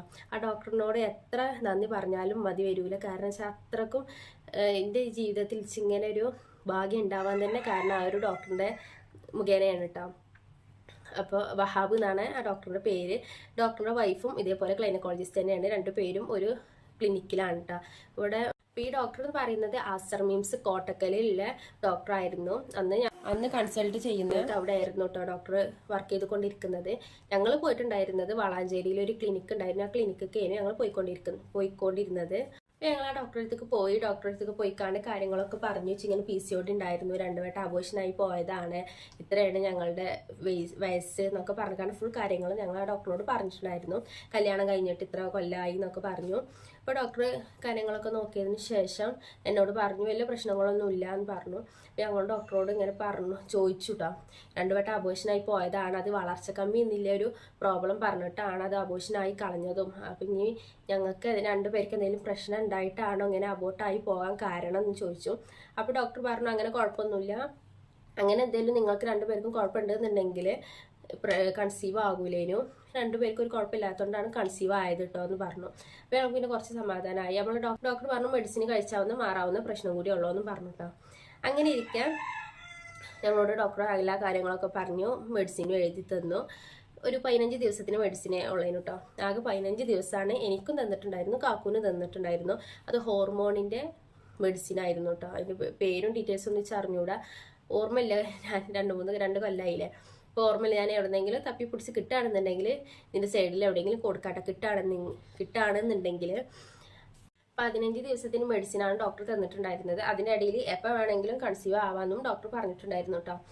പിന്നെ അതുപോലെ തന്നെ പറഞ്ഞിട്ടുണ്ടായിരുന്നത് കിവി എന്ന ഫ്രൂട്ടില്ലേ, അത് കഴിക്കാൻ പറഞ്ഞിട്ടുണ്ടായിരുന്നു. അതുപോലെ തന്നെ മാക്സിമം പുറത്തുനിന്നുള്ള ഫുഡ് ഐറ്റംസ് കുറക്കാൻ, അതുപോലെ തന്നെ നല്ല ഹെൽത്തി ആയിട്ടുള്ള ഫുഡ് ഐറ്റംസ് കഴിക്കാൻ, അതിൽ പാല്, അതുപോലെ നേന്ത്രപ്പഴം, പിന്നെ കിവി, അങ്ങനെ അത്യാവശ്യം കിവി നല്ലോണം കഴിക്കാൻ പറഞ്ഞിട്ടുണ്ടായിരുന്നു കേട്ടോ. ഏറ്റവും ബെസ്റ്റ് ഫുഡാണ് കിവി എന്ന് പറയുന്നത്. അപ്പോൾ പ്രഗ്നൻ്റ് ആവാത്തവരുണ്ടെന്നുണ്ടെങ്കിൽ കിവി നല്ലോണം കഴിക്കണം എന്നാണ് എനിക്ക് പറയാനുള്ളത് കേട്ടോ. എന്നുവെച്ചാൽ കിവി കഴിക്കാനാണ് ഞങ്ങളോട് ഡോക്ടർ പറഞ്ഞിട്ടുണ്ടായിരുന്നത്. ഞാനും കാക്കും അത്യാവശ്യം നല്ലോണം കിവി അന്ന് കഴിച്ചിട്ടുണ്ടായിരുന്നു. അങ്ങനെ 15 ദിവസത്തിന് മെഡിസിനും തന്നു, ഇതുപോലെ ഹെൽത്തി ആയിട്ടുള്ള ഫുഡ് കഴിക്കാനും പറഞ്ഞു. ഞങ്ങൾ അതിനനുസരിച്ച് ഹെൽത്തി ആയിട്ടുള്ള ഫുഡും കാര്യങ്ങളും ഞാനും കാക്കും നല്ലോണം കിവി കഴിച്ചിട്ടുണ്ടായിരുന്നു. അങ്ങനെ കിവിയും മെഡിസിനും ഒക്കെ കഴിച്ചുകൊണ്ടിരിക്കുന്ന ടൈമിലാണ് പീരിയഡ്സ് ലേറ്റ് ആയത്. ഞാൻ പീരിയഡ്സ് ലേറ്റ് ആയ ഉടനെ തന്നെ കേട്ടോ, ഡേറ്റ് എന്താണെന്ന് വെച്ചാൽ അന്ന് തന്നെ ഞാൻ കാക്കുവിനോട് ടെസ്റ്റിംഗ് കാർഡ് കൊണ്ടുവരാൻ പറഞ്ഞു. കാരണം വെച്ചാൽ 2 വട്ടം പ്രഗ്നൻ്റ് ആയതാണ് ഞാൻ. അപ്പം ഉണ്ടാവുന്ന മാറ്റങ്ങൾ നമുക്ക് മനസ്സിലാവുമല്ലോ. ഒരു പ്രാവശ്യം പോട്ടേക്ക് 2 പ്രാവശ്യം പ്രഗ്നൻ്റ് ആയതുകൊണ്ട് നമ്മുടെ ശരീരത്തിൽ ഉണ്ടാവുന്ന കുറച്ച് മാറ്റങ്ങളൊക്കെ ഉണ്ടായപ്പോൾ ഞാൻ കാക്കുവിനോട് അപ്പം തന്നെ പറഞ്ഞിട്ടുണ്ടായിരുന്നു. അപ്പോൾ ടെസ്റ്റിംഗ് കാർഡ് കൊണ്ടുവന്നതിന് ശേഷം നമുക്ക് വേഗം ഒന്ന് ടെസ്റ്റ് ചെയ്ത് നോക്കാമെന്ന് പറഞ്ഞു കേട്ടോ, റിസ്ക് എടുക്കാൻ വയ്യല്ല. അപ്പോൾ വേഗം കാക്കു ടെസ്റ്റിംഗ് കാർഡ് കൊടുന്നതിന് ശേഷം പിറ്റേ ദിവസം തന്നെ ഞങ്ങൾ ടെസ്റ്റ് ചെയ്ത് നോക്കി. ആദ്യത്തെ 2 ഞാൻ ടെസ്റ്റ് ചെയ്ത് നോക്കിയത് ഡേറ്റ് കഴിഞ്ഞിട്ട് ഒരു 2 ആഴ്ച 3 ആഴ്ച കഴിഞ്ഞിട്ടാണ് ടെസ്റ്റ് ചെയ്ത് നോക്കിയിട്ടുണ്ടായിരുന്നത്. പക്ഷെ ഇത് ഞാൻ ആ ഡേറ്റ് തെറ്റാനൊന്നും നിന്നില്ല, ആ ഡേറ്റിന് തന്നെയാണ് കേട്ടോ ചെക്ക് ചെയ്ത് നോക്കിയത്. അപ്പോൾ മാഷാ അല്ലാഹ് അൽഹംദുലില്ലാഹ് പോസിറ്റീവായി ഞാൻ കാക്കുനോട് പറഞ്ഞു പോസിറ്റീവ് ആയിട്ടുണ്ട് എന്ന് പറഞ്ഞു. അങ്ങനെ പിന്നെ ഞങ്ങളത് വേറെ ആരോടും വിളിച്ച് പറയാൻ നിന്നില്ല കേട്ടോ. ആദ്യത്തെ ഉപ്പാനോടും ഉമ്മാനോടും അതുപോലെ കാക്കുവിൻ്റെ ഉപ്പാനോടും ഉമ്മാനോടും ഒക്കെ പറഞ്ഞിട്ടുണ്ടായിരുന്നു. പക്ഷെ ഇത് ഞങ്ങൾ കൺസീവ് ആവുന്നുണ്ട്, അബോട്ടായി പോവുക, കൺസീവ് ആവുക, അബോട്ടാവുക, അങ്ങനെ ആയപ്പോൾ പിന്നെ ഓരും കൂടി നമുക്ക് സങ്കടപ്പെടുത്തണ്ടല്ലോ എന്ന് വിചാരിച്ചിട്ട് ഞങ്ങൾ ഈ കാര്യം ആരോടും പറഞ്ഞില്ല, പോസിറ്റീവായ കാര്യം പറഞ്ഞില്ല കേട്ടോ. ഇനി പോയിക്കാണ്ട് ഡോക്ടറെ പോയി കൺസൾട്ട് ചെയ്യണം. ഡോക്ടറെ അടുത്തേക്ക് പോയി ഡോക്ടറോട് കാര്യം പറഞ്ഞു, പോസിറ്റീവ് ആയിട്ടുണ്ട് എന്ന് പറഞ്ഞു കേട്ടോ. അപ്പോൾ എനിക്ക് ഭയങ്കര ടെൻഷനായിരുന്നു, ഇങ്ങനെ പോസിറ്റീവ് ആണെന്ന് പറഞ്ഞപ്പോൾ തന്നെ ഇനി ആദ്യത്തെ 2 വട്ടം അബോഷനായി പോയതുകൊണ്ട് തന്നെ ആ ഒരു ടെൻഷൻ നല്ലോണം ഉണ്ടായിരുന്നു ഒട്ടിച്ച്. ഇനിയും അത് ആവർത്തിക്കുമോ എന്നുള്ളൊരു പേടി ഉണ്ടായിരുന്നു. അപ്പോൾ ഡോക്ടർ നോർമലായി കണ്ട് പറഞ്ഞു കുഴപ്പമൊന്നുമില്ല, നമുക്ക് 2 ആഴ്ചത്തെ മെഡിസിൻ തരാം, 2 ആഴ്ച മെഡിസിൻ കഴിച്ചതിന് ശേഷം വന്ന് കണ്ട് സ്കാനിങ് ചെയ്ത് നോക്കാം, ഡേറ്റ് സ്കാനിങ് ചെയ്യാമെന്ന് പറഞ്ഞു. എന്നിട്ട് പറഞ്ഞു ബ്ലഡും കൂടി ചെക്ക് ചെയ്യാൻ ഇവിടെ കൊടുത്തിട്ട് പോവുക, എന്നിട്ട് അന്ന് വരുമ്പോൾ ബ്ലഡ് ചെക്ക് ചെയ്ത റിസൾട്ടും കൊണ്ട് വന്നാൽ മതി എന്ന് പറഞ്ഞു കേട്ടോ. അങ്ങനെ 2 ആഴ്ച എന്ന് പറയുന്നത് എനിക്കെന്ന് പറയുമ്പോൾ 2 ആഴ്ച ഭയങ്കര ഇമ്പോർട്ടൻ്റ് ആയിട്ടുള്ള ഒരു 2 ആഴ്ചയാണ് കേട്ടോ. അതെങ്ങനെ തള്ളി നീക്കിയത് എന്നറിയില്ല. കാരണം വെച്ചാൽ കുട്ടിക്ക് എന്തെങ്കിലും പ്രശ്നം ഉണ്ടോ എന്ന് നമ്മളെ ഈ സ്കാനിങ് ചെയ്താൽ മാത്രമേ അറിയുള്ളൂ. അപ്പോൾ അതറിയാത്തതുകൊണ്ട് ഭയങ്കര ഒരു ടെൻഷൻ ഉണ്ടായിരുന്നു. ഞാൻ നല്ല മാക്സിമം റെസ്റ്റ് എടുത്തിട്ടായിരുന്നു ഈ 2 ആഴ്ച പൊയ്ക്കൊണ്ടിരുന്നത് കേട്ടോ. ഞാൻ എൻ്റെ വീട്ടിലായിരുന്നു, നല്ല റെസ്റ്റും കാര്യങ്ങളും നല്ല ഹെൽത്തി ആയിട്ടുള്ള ഫുഡ് മാത്രം കഴിച്ച് അങ്ങനെ ആയിരുന്നു പോയിക്കൊണ്ടിരുന്നത്. മെഡിസിനൊക്കെ നേരത്തെ കഴിച്ചു കണ്ട് അങ്ങനെ രണ്ടാഴ്ച കഴിഞ്ഞതിന് ശേഷം ഞങ്ങൾ സ്കാനിങ് സെന്ററിലേക്ക് പോവാണ്. ഈ ഒരു ക്ലിനിക്കിൽ കേട്ടോ ഡോക്ടർ തന്നെയാണ് സ്കാനിങ് ഉള്ളത്. ഡോക്ടർ തന്നെയാണ് സ്കാനിങ് ചെയ്യുന്നതും. അതുകൊണ്ട് തന്നെ നമ്മളൊപ്പം ആരാണ് ഉള്ളതെന്നുണ്ടെങ്കിൽ ഹസ്ബൻഡ് ആണെങ്കിലും നമ്മുടെ ഉമ്മയാണെന്നുണ്ടെങ്കിലും ഒക്കെ അവർക്കും കൂടി കാണാൻ കഴിയും കേട്ടോ. നമ്മളെ കുട്ടീനെയും എല്ലാവരും കാണാൻ കഴിയും. അപ്പം നല്ലൊരു കാര്യമാണെന്ന് വെച്ച് തോന്നുന്നത് കേട്ടോ. എല്ലായിടത്തും ചിലയിടത്തൊക്കെ വെച്ചാൽ ഹോസ്പിറ്റലിൽ വേറെ ഡോക്ടർ വേറെ അങ്ങനെ സ്കാനിങ് ചെയ്യുന്നത് വേറെ ഒക്കെ ആയതുകൊണ്ട് ഭയങ്കര കൺഫ്യൂഷൻ ആയിരിക്കും. ഇത് നമ്മളെ നോക്കുന്ന ഡോക്ടർ തന്നെയാണ് സ്കാനിങ്ങും ചെയ്യുന്നത് ഒക്കെ ആയതുകൊണ്ട് ഭയങ്കര ഒരു നല്ല കാര്യമായിട്ടാണ് എനിക്ക് തോന്നുന്നത്. ഇപ്പം എന്നാൽ സ്കാനിങ് ചെയ്യാൻ പോകാമെന്ന് പറയുകയാണെങ്കിൽ ഞങ്ങൾ പോയിക്കൊണ്ടിരിക്കുന്ന സമയത്തൊക്കെ ഞാനും കാക്കും മാത്രമേ ഉള്ളൂ. പിച്ചും ഈ ഒരു 2 അബോഷനായി പോയതുകൊണ്ട് തന്നെ സ്കാനിങ് എന്ന് കേൾക്കുമ്പോൾ തന്നെ അത്യാവശ്യം പേടിയുണ്ടായിരുന്നു കേട്ടോ. ഇനിയിപ്പോൾ സ്കാനിങ് ചെയ്യുന്നതിന് പേടിയല്ല, അതിൻ്റെ റിസൾട്ട് ആലോചിച്ചിട്ടാണ് പേടിയുള്ളത്. എന്നുവെച്ചാൽ ഇനി 2 അബോഷനായി പോയതുകൊണ്ട് ഞാൻ അതേപോലെ തന്നെ കുട്ടികൾക്ക് വളർച്ച കമ്മി ഉണ്ടെന്നിട്ട് പറയുമോ അങ്ങനെയൊക്കെ ഒരു ടെൻഷൻ ഉണ്ടായിരുന്നു വെച്ച്. അപ്പോൾ ഞങ്ങൾ നേരെ പോയി. ആ സമയത്തൊക്കെ കാക്കുവിനെ സമാധാനപ്പെടുത്താ പറയാണ്, കണ്ടുകൊണ്ട് നമുക്ക് പഠിച്ചോനെ നമുക്ക് 3 കുട്ടികളൊപ്പം തന്നാലോ എന്നൊക്കെ പറഞ്ഞിട്ടുണ്ടായിരുന്നു കേട്ടോ. ഞാൻ കാക്കുനെ കളിയാക്കി പറഞ്ഞു, 3 കിട്ടിയില്ലെങ്കിലും വേണ്ടിയില്ല, ഒന്നിനെങ്കിലും പഠിച്ചോനും തന്ന് കിട്ടിയാൽ മതിനു. 3 ഒന്നും ആഗ്രഹമില്ല, എന്നാലും ഒന്നിനെങ്കിലും ഒരു കുഴപ്പമില്ലാത്തൊരു കുട്ടീനെങ്കിലും പഠിച്ചാൽ തന്നാൽ മതിയെന്ന് എന്നിട്ട് എൻ്റെ മനസ്സിൽ. കാക്കുവിന് ടെൻഷന് നല്ലോണം ഉണ്ടായിരുന്നു. പക്ഷെ ഇന്നെ അറിയിച്ചാതെ വെക്കാനാണ് കാക്കു അന്ന് അങ്ങനെ പറഞ്ഞത്. നമുക്ക് പഠിച്ച 3 കുട്ടികളൊപ്പം തരും എന്നൊരു ടോക്ക് കാക്കു പറഞ്ഞിട്ടുണ്ടായിരുന്നു കേട്ടോ. അങ്ങനെ ഇരിക്കെ ഞങ്ങൾ സ്കാനിങ് സെന്ററിലേക്ക് ഹോസ്പിറ്റലിലേക്ക് എത്തിയതിന് ശേഷം നമ്മൾ ഡോക്ടറെ കൺസിഡർ ചെയ്യാൻ OP ടിക്കറ്റ് എടുക്കണം. അപ്പോൾ OP ടിക്കറ്റ് എടുക്കണ കൂട്ടത്തിൽ തന്നെ ഞങ്ങളോട് പറഞ്ഞു, അന്ന് ബ്ലഡ് ചെക്ക് ചെയ്യാൻ കൊടുത്തിട്ടില്ലായിരുന്നു, അതും കൂടി വാങ്ങിക്കാണ്ട് വന്നോളൂ കേട്ടോ എന്ന് പറഞ്ഞു. അങ്ങനെ അപ്പോൾ അവിടെ അടുത്ത് തന്നെയാണ് ഈ ലാബ് എന്ന് പറയുന്നതും. ഡോക്ടറിൻ്റെ ആ ഒരു പരിധിൻ്റെ ഉള്ളിൽ തന്നെയാണ് കേട്ടോ. അപ്പോൾ ലാബിലേക്ക് പോയതിന് ശേഷം ആ ഒരു ബ്ലഡ് ചെക്ക് ചെയ്ത് റിസൾട്ട് ഞങ്ങൾക്ക് തന്നു. എന്നിട്ട് അവിടെ വെയിറ്റ് ചെയ്യാൻ പറഞ്ഞു. അത്യാവശ്യം നല്ല തിരക്കിലൊരു ഡോക്ടറാണ് ഈ വഹാബ് ഡോക്ടർ എന്ന് പറയുന്നത്. അപ്പോൾ ഞങ്ങൾക്ക് റിസൾട്ട് കയ്യിൽ തന്നു. ഞങ്ങൾ OP ടിക്കറ്റൊക്കെ എടുത്തതിന് ശേഷം വെയിറ്റ് ചെയ്ത് നിൽക്കുകയാണ്. ഡോക്ടറെ കാണാൻ വെയിറ്റ് ചെയ്ത് നിൽക്കുന്ന ആ ഒരു ടൈമിൽ ഞാൻ വെറുതെ ജസ്റ്റ് ഒന്ന് റിസൾട്ട് നോക്കിയതാണ്.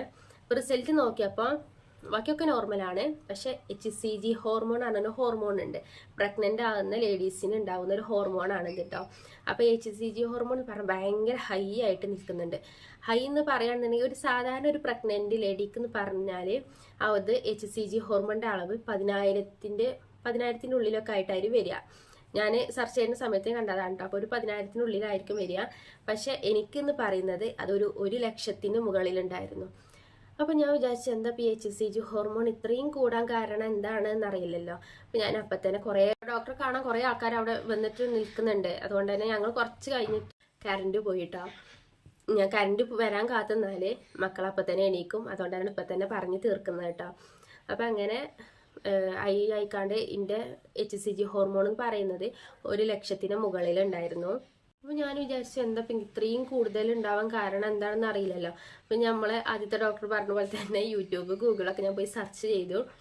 അപ്പോൾ സെർച്ച് ചെയ്തപ്പോൾ അതിൽ 2 കാര്യങ്ങളാണ് പറഞ്ഞിട്ടുണ്ടായിരുന്നത്. ഒന്ന്, PCODൻ്റെ മെഡിസിൻ കഴിക്കുന്നവർക്ക് ഇതേപോലെ HCG ഹോർമോൺ ഭയങ്കര ഹൈ ആയിരിക്കും കേട്ടോ. അതുപോലെ തന്നെ ട്വിൻസോ അല്ലെങ്കിൽ ട്രിപ്ലെറ്റ്സോ പ്രഗ്നൻ്റ് ആയിരിക്കുന്ന ലേഡീസിനും ഇതുപോലെ HCG ഹോർമോൺ ഇത്രയ്ക്കും ഹൈ ആയിട്ടുണ്ടാകും. അപ്പോൾ ഞാൻ വിചാരിച്ചു ട്വിൻസും ട്രിപ്ലെറ്റ്സും എന്തായാലും ആവില്ല. കാരണം വെച്ചാൽ എൻ്റെ ഫാമിലിയിൽ ട്വിൻസ് ഇല്ല, കാക്കുവിൻ്റെ ഫാമിലിയിലും ട്വിൻസ് ഇല്ല.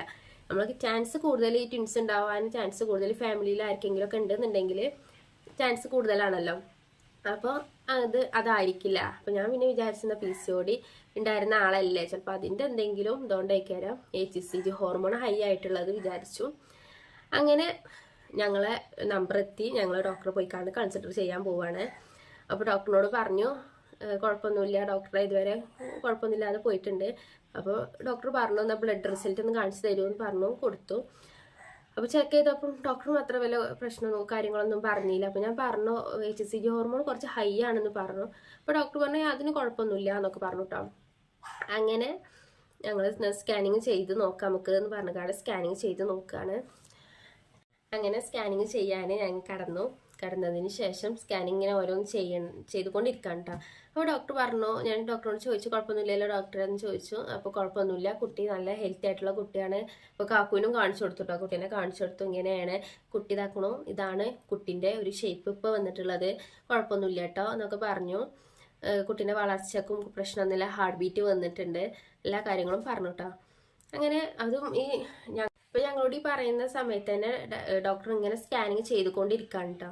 അപ്പോൾ പെട്ടെന്ന് ഡോക്ടർ ഞങ്ങളോട് പറഞ്ഞു ഇങ്ങനെ ഒരു പ്രശ്നം ഉണ്ട് എന്ന് പറഞ്ഞു. അപ്പം തന്നെ ഇന്ത്യയും കാക്കുൻ്റെ പകുതി ജീവൻ അവിടെ പോയി.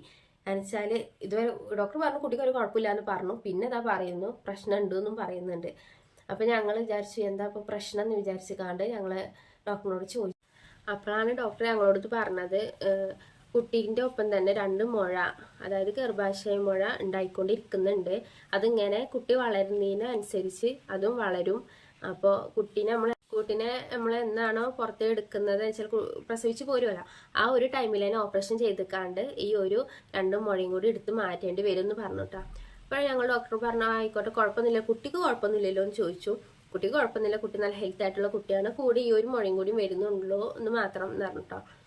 അപ്പോൾ ഞങ്ങൾ പറഞ്ഞാൽ കുഴപ്പമൊന്നുമില്ല, ഞങ്ങൾക്ക് വല്ല പ്രശ്നമൊന്നുമില്ല എന്ന് പറഞ്ഞു. അപ്പോൾ ഞങ്ങൾ ചോദിച്ചു അതിന് മുമ്പ് കുട്ടി ഒന്ന് വളർച്ച ആവുന്നതിന് മുമ്പ് തന്നെ പെട്ടെന്ന് അത് എടുത്ത് കളയാൻ പറ്റുമോ എന്ന് ചോദിച്ചപ്പോൾ ഡോക്ടർ പറഞ്ഞു അങ്ങനെ പറ്റൂല, കുട്ടീൻ്റെ ഒപ്പം തന്നെ വളർന്ന് വരികയെന്ന് പറഞ്ഞു.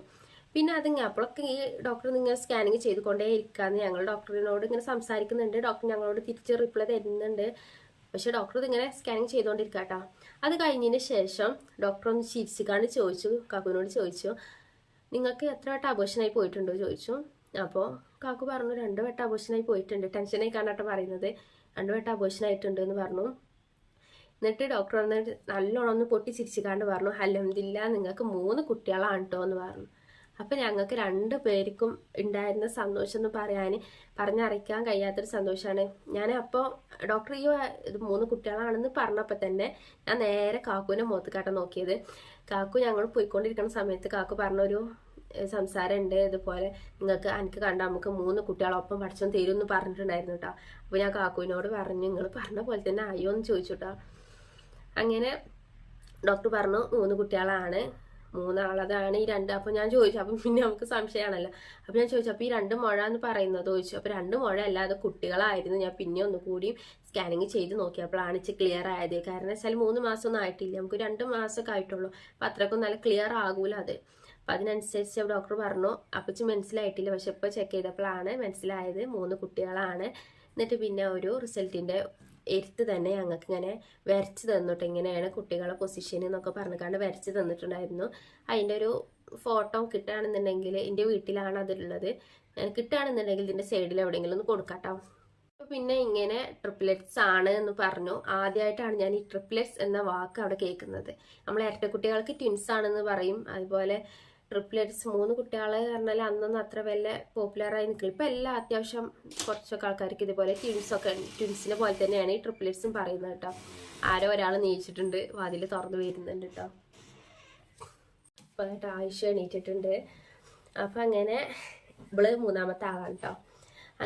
ഇങ്ങനെ ട്രിപ്ലെറ്റ്സ് ആണെന്ന് പറഞ്ഞു. അപ്പോൾ പിന്നെ നമുക്കും ബാക്കിയുള്ള സംശയങ്ങളൊക്കെ എന്താ വെച്ചാൽ ഇനിയിപ്പോൾ പിന്നെ ഞാൻ ഡോക്ടറോട് സംശയം ചോദിച്ചത് സയാമിസ് ഇരട്ടകളാവോ എന്ന് ചോദിച്ചിട്ടുണ്ടായിരുന്നു കേട്ടോ. കാരണം വെച്ചാൽ അത്രക്കും ടെൻഷനാണല്ലോ. ഈ സയാമിസ് എന്ന് പറയുമ്പോൾ ഒട്ടി പിടിച്ചിക്കാണ്ട് ഇല്ല ആൾക്കാരെയാണ് സയാമിസ് എന്ന് പറയാം കേട്ടോ. അപ്പോൾ ഈ സയാമിസ് ആകുമോ എന്ന് ഞാൻ ചോദിച്ചിട്ടുണ്ടായിരുന്നു. 3 പേരുണ്ടെന്ന് പറഞ്ഞപ്പോൾ അങ്ങനെ ഒരു ടെൻഷൻ വന്നിട്ടുണ്ടായിരുന്നു. അപ്പോൾ ഡോക്ടർ പറഞ്ഞു 3 പേരായതുകൊണ്ട് വലിയ കുഴപ്പമൊന്നുമില്ല. 3 പേരും 3 പ്ലാസൻ്റ്, അതായത് ഈ മറുപ്പിള്ളുണ്ടല്ലോ അത് 3ഉം വെവ്വേറെയാണ്. അതുപോലെ തന്നെ 3 പേർക്കും ഒരു കിടക്കുന്ന സാക്ക്, അതായത് ആ സഞ്ചി ഒരു വെവ്വേറെയാണ്. അതുകൊണ്ട് കുഴപ്പമൊന്നുമില്ല, കുട്ടികൾ നല്ല നോർമലായിട്ടുള്ള നല്ല ഹെൽത്തി ആയിട്ടുള്ള കുട്ടികളായിരിക്കും എന്ന് പറഞ്ഞു കേട്ടോ. അപ്പോൾ കുട്ടികൾക്ക് കുഴപ്പമൊന്നും ഉണ്ടാവില്ല, അല്ല ഹെൽത്തി ആയിട്ടുള്ള കുട്ടികളായിരിക്കും എന്നാണ് അന്ന് ഡോക്ടർ പറഞ്ഞിട്ടുണ്ടായിരുന്നത്. അതാണ് ഞാൻ 3 മക്കളാണെന്ന് അറിഞ്ഞ ഒരു നിമിഷം കേട്ടോ. ഭയങ്കര ഹാപ്പി ആയിരുന്നു. പഠിച്ചവനോട് ഞാൻ ഒരു കുട്ടിക്ക് വേണ്ടി, ഹെൽത്തി ആയിട്ടുള്ള ഒരു കുട്ടിക്ക് വേണ്ടിയാണ് ചോദിച്ചിട്ടുണ്ടായിരുന്നത്. പഠിച്ചവനെ 2 വട്ടം അബോഷനായി പോയ കുട്ടികളും കൂടി ഈ ഒരു പ്രഗ്നൻസിയിൽ തന്നു കേട്ടോ. അങ്ങനെ ഞാൻ 3 കുട്ടികളുടെ ഉമ്മയായി. ഇതിൻ്റെ പാർട്ട് 4 ആയിട്ട് ഞാൻ ഇൻഷാ അല്ലാ മറ്റൊരു വീഡിയോ ആയിട്ട് വരുന്നുണ്ട്. അപ്പോൾ ഞാൻ കുറച്ചും കൂടി പറയണമെന്നാണ് വിചാരിച്ചിരുന്നത്, പക്ഷേ കുട്ടി എണീറ്റുകൊണ്ട് ഇവിടെ ഇപ്പോൾ ഈ വീഡിയോ സ്റ്റോപ്പ് ആക്കാൻ കേട്ടോ. അപ്പോൾ ഇതിൻ്റെ പാർട്ട് 4 ആയിട്ട് ഇൻഷാ അല്ലാ ഞാൻ വരുന്നുണ്ട്. അപ്പോൾ അതിൽ പറയുന്നത് ഇനി കുറച്ച് ഹൈ റിസ്ക് പ്രഗ്നൻസി ആണ്. വയസ്സ് എന്ന് പറയുന്നത് അന്ന് 20 വയസ്സേ ആയിട്ടുള്ളൂ കേട്ടോ. അപ്പോൾ വയസ്സ് വെച്ച് കാണ്ടും പ്രഗ്നൻസി ട്രിപ്ലെറ്റ്സ് ആയതുകൊണ്ടും ഹൈ റിസ്ക് ആയതുകൊണ്ടും കുറച്ച് റിസ്ക് എലമെൻറ്റ്സ് ഒക്കെ ഉണ്ട്. അപ്പോൾ ഡോക്ടർ അതൊക്കെ പറഞ്ഞ് തന്നിട്ടുണ്ടായിരുന്നു. അപ്പോൾ നമുക്ക് എന്തായാലും ഡോക്ടറിനോട് ചോദിക്കണമല്ലോ, അതിൻ്റെ റിസ്ക് എലമെൻറ്റ്സ് ഒക്കെ ചോദിക്കണം. ആദ്യമായിട്ടാണ് ഇങ്ങനെ ഒരു ട്വിൻസ് ഞങ്ങളെ വീട്ടിൽ ആർക്കും ഇല്ല. അതുകൊണ്ട് തന്നെ ട്രിപ്ലെറ്റ്സ് ആയതുകൊണ്ട് അതിന് എന്തൊക്കെയാണ് ബുദ്ധിമുട്ടുണ്ടാവാന്നൊന്നും ഒരു വലിയ ധാരണ ഇല്ലേനു. അപ്പോൾ അതുകൊണ്ടൊക്കെ ഡോക്ടറിനോട് ചോദിക്കണം എന്ന് വിചാരിച്ചിട്ട് ഞങ്ങൾ ചോദിച്ചു. കാര്യങ്ങളൊക്കെ ചോദിച്ചപ്പോൾ ഡോക്ടർ പറഞ്ഞത് 2 ആഴ്ചത്തെ മെഡിസിൻ ഞാൻ എന്തായാലും തരാം. ആ 2 ആഴ്ചത്തെ മെഡിസിൻ കഴിച്ചതിന് ശേഷം നിങ്ങൾ ARMC പറഞ്ഞൊരു ഹോസ്പിറ്റലുണ്ട് പെരിന്തൽമണ്ണ ഉള്ളത്, അവിടെ പോയിക്കാണ്ടൊന്ന് കാണിച്ചതിന് ശേഷം അവിടുത്തെ ഡോക്ടർ സ്കാനിങ് 3-ാം മാസത്തെ സ്കാനിങ് ചെയ്യാൻ പറയും. അങ്ങനെ 3-ാം മാസത്തെ സ്കാനിങ് ചെയ്തതിന് ശേഷം ആ ഡോക്ടർ കുറച്ച് കാര്യങ്ങളൊക്കെ നിങ്ങളോട് പറയും. ആ പറഞ്ഞതിന് ശേഷം മാത്രം നിങ്ങളൊരു ഡിസിഷൻ എടുക്കുക. എന്നിട്ട് ഈ ഒരു പ്രഗ്നൻസി മുമ്പോട്ട് പോകണം എന്നാണ് നിങ്ങൾ താല്പര്യം എന്നുണ്ടെങ്കിൽ എൻ്റെ അടുത്തേക്ക് വരിക എന്ന് പറഞ്ഞു ഡോക്ടർ. ഞങ്ങൾ മുമ്പോട്ട് പോകണതിന് കുഴപ്പം എന്തെങ്കിലും ഉണ്ടോ ചോദിച്ചു ഡോക്ടറിനോട്. അപ്പോൾ കുഴപ്പമൊന്നുമില്ല, കുട്ടികൾക്ക് 3 ആൾക്കും ഹാർട്ട് ബീറ്റും വന്നിട്ടുണ്ട്, നല്ല ഹെൽത്തി ആയിട്ടുള്ള കുട്ടികളാണ്. പക്ഷേ ഈ റിസ്ക് ഉണ്ടായത് കൊണ്ടാണ് ഞാൻ പറയാൻ കാരണം, അത് അവിടുത്തെ ഡോക്ടർ നിങ്ങൾക്ക് ക്ലിയർ ആയിക്കാണ്ട് പറഞ്ഞു തരും എന്ന് പറഞ്ഞു. അപ്പം അങ്ങനെയാണ് ഞങ്ങൾ 2 ആഴ്ചത്തെ മെഡിസിനും കൊണ്ട് അവിടുന്ന് വീട്ടിലേക്ക് പോന്നു. ആ 2 ആഴ്ചത്തെ മെഡിസിൻ കഴിച്ചതിന് ശേഷം ഞങ്ങൾ പെരിന്തൽമണ്ണ ARMCക്ക് പോയി. ARMCയിൽ പോയതിന് ശേഷം അവിടെ ഈ ARMCയിൽ എന്ന് പറയുന്നത് IVF IUI ഒക്കെ ചെയ്യുന്ന ഒരു സ്പെഷ്യാലിറ്റി ഹോസ്പിറ്റലാണ് കേട്ടോ. അപ്പോൾ അവിടെ ഇതുപോലെ ട്വിൻസും ട്രിപ്ലെറ്റ്സും കുറേ ഉണ്ടായിട്ടുണ്ട്. നമുക്ക് നമ്മളെ ഫോണിൽ തന്നെ നോക്കിയാൽ കാണും. ഞാൻ ഈ ട്രിപ്ലെറ്റ്സ് പ്രഗ്നൻസി സ്റ്റോറിയിൽ ട്രിപ്ലെറ്റ്സ് ആണെന്ന് ഞാൻ അറിഞ്ഞ സമയത്ത് കുറേ സെർച്ച് ചെയ്തിട്ടുണ്ടായിരുന്നു കേട്ടോ. ആ സെർച്ച് ചെയ്യുന്ന ഇതിലൊക്കെ ഈ ARMCൻ്റെ കുറിച്ച് പറഞ്ഞിട്ടുണ്ടായിരുന്നു. അപ്പോൾ അവിടെ ഹോസ്പിറ്റലിൽ NICU നല്ലൊരു ഫെസിലിറ്റി ഉള്ള NICU ആണ്. ഞങ്ങൾ ട്രീറ്റ്മെൻ്റ് ഒക്കെ കഴിഞ്ഞതിന് ശേഷം ഡെലിവറി ഒക്കെ അവിടെയാണെന്നുണ്ടെങ്കിൽ നല്ലതായിരിക്കും എന്നാണ് ഇവിടുത്തെ ഈ ഡോക്ടർ പറഞ്ഞിട്ടുണ്ടായിരുന്നത് കേട്ടോ. അപ്പോൾ ഞങ്ങൾ അവിടെ പോയി സ്കാനിങ് ചെയ്യാൻ പോയി. സ്കാനിങ് സെൻറ്ററത്തെ ആ ഡോക്ടറോട് പറഞ്ഞു ഇങ്ങനെയാണ് ട്രിപ്ലെറ്റ്സ് ആണെന്ന് പറഞ്ഞു. അപ്പോൾ ഡോക്ടർ ഓക്കെ എന്ന് പറഞ്ഞിട്ടാണ് സ്കാനിങ് ചെയ്തു. സ്കാനിങ് ചെയ്തപ്പോൾ ഡോക്ടർ പറഞ്ഞു നമുക്ക് 70% ഇതിൽ കുട്ടികൾക്ക് എന്തെങ്കിലും വൈകല്യങ്ങൾ ഉണ്ടെന്നുണ്ടെങ്കിൽ ഈ ഒരു സ്കാനിങ്ങിലൂടെ നമുക്ക് അറിയാൻ കഴിയും. 70% അറിയാം, ബാക്കി 30% അറിയാൻ കഴിയാത്തുള്ളത് പിന്നെ 5-ാം മാസത്തെ ഇതിലൊക്കെയാണ് അറിയാൻ പറ്റുകയെന്ന് പറഞ്ഞു. അങ്ങനെ ഡോക്ടർ സ്കാനിങ് ചെയ്തപ്പോൾ ഡോക്ടർ പറഞ്ഞു കുഴപ്പമൊന്നുമില്ല, 3 പേരും നല്ല ഹെൽത്തി ആയിട്ടുള്ള കുട്ടികളാണ്, ഒരു കുഴപ്പമില്ല, പാകത്തെ വളർച്ച ഉണ്ട്, എല്ലാ കാര്യങ്ങളും ക്ലിയർ ആണെന്ന് പറഞ്ഞു. പിന്നെ പറഞ്ഞതാണ് റിസ്ക് എലമെൻറ്റ്സിൻ്റെ കാര്യം പറഞ്ഞു. അപ്പോൾ എന്തൊക്കെയാണ് റിസ്ക്, നമ്മൾ ഈ ട്രിപ്ലെറ്റ്സ് പ്രഗ്നൻസിയിലുള്ള റിസ്ക് എലമെൻറ്റ്സ് എന്തൊക്കെയെന്ന് പറഞ്ഞാൽ ആദ്യത്തെ റിസ്ക് എന്ന് പറയുന്നത് പ്രിമച്ചേഴ്സ് ബേബീസ് ആയിരിക്കും. അതായത് വളർച്ച എത്താത്ത കുട്ടികളായിരിക്കും ജനിക്കുന്നത്. നമ്മൾ ഈ 8-ാം മാസത്തിൽ 7-ാം മാസത്തിൽ പ്രസവിച്ചു എന്നൊക്കെ പറയില്ല, അതുപോലത്തെ കുട്ടികളായിരിക്കും, തീരെ തൂക്കം ഉണ്ടാവില്ല, അതുപോലെ കുഞ്ഞു മക്കളെ കയറും. അതിനെക്കുറിച്ച് ഞാനൊരു വീഡിയോ ഇട്ടിട്ടുണ്ടായിരുന്നു. പ്രിമച്ചേഴ്സ് ബേബീസിൻ്റെ കെയറിങ്ങും അവർക്ക് കൊടുക്കേണ്ട കാര്യങ്ങളൊക്കെ പറഞ്ഞിട്ട് 2 വീഡിയോ ഇട്ടിട്ടുണ്ടായിരുന്നു. അതിൻ്റെ ലിങ്ക് വേണമെന്നുണ്ടെങ്കിൽ ഞാൻ താഴെ ഡിസ്ക്രിപ്ഷൻ ബോക്സിൽ കൊടുക്കാം കേട്ടോ. അപ്പോൾ നിങ്ങൾക്ക് കാണണം എന്ന് ആഗ്രഹം ഉണ്ടെന്നുണ്ടെങ്കിൽ പോയി കണ്ടു നോക്കുക. അപ്പോൾ ഫസ്റ്റത്തെ റിസ്ക് എന്ന് പറയുന്നത് ഇതാണ് കേട്ടോ. 37 ആഴ്ചക്കുള്ളിൽ പ്രസവിക്കുന്ന കുട്ടികൾക്കാണ് ഈ ഒരു പ്രിമച്ചേഴ്സ് ബേബീസ് എന്ന് പറയുന്നത്, വളർച്ച എത്താത്ത കുട്ടികൾ. വളർച്ച എന്ന് പറയുന്നത് അവരുടെ ഉള്ളിലെ ഓർഗൻസ്, അവയവങ്ങളൊന്നും അത്രമാത്രം ഒന്ന് വളർന്നിട്ടുണ്ടാവില്ല. അപ്പം അതിനായിട്ടും ചില കുട്ടികൾ നമുക്ക് കിട്ടുമൊന്നുമില്ല, അത് മരിച്ചു പോകും. അപ്പോൾ അതാണ് ഈ പ്രിമച്ചേഴ്സ് ബേബീസിൻ്റെ ഉള്ള ഒരു കുഴപ്പമെന്ന് പറയുന്നത് കേട്ടോ. അപ്പോൾ അതാണ് ഫസ്റ്റത്തെ റിസ്ക്. രണ്ടാമത്തെ റിസ്ക് എന്ന് പറയുന്നത് ഹൈ ബ്ലഡ് പ്രഷറാണ്. പ്രഷർ കൂടാൻ എല്ലാവർക്കും അറിയാം, പ്രഗ്നൻസിയിലൊക്കെ പ്രഷർ കൂടാണെന്ന് പറയുന്നത് അത്രയ്ക്ക് നല്ലൊരു കോംപ്ലിക്കേഷൻ ഉണ്ടാവും.